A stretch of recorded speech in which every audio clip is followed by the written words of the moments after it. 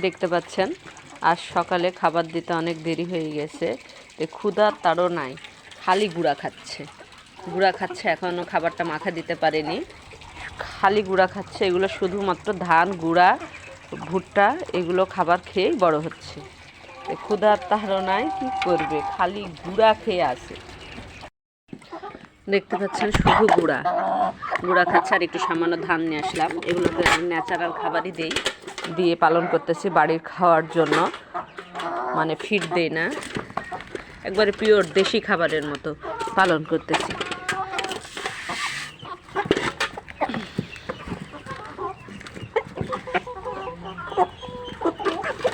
দেখতে পাচ্ছেন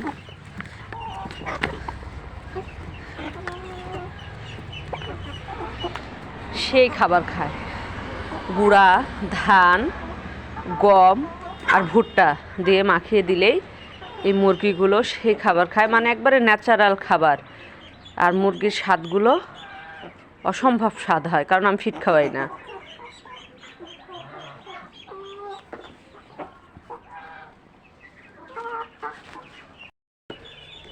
দেখতে পাচ্ছেন মাখানো কমপ্লিট, কিন্তু তাও সরতেছে না, মানে এত ক্ষুধা লাগছে আর খাবে।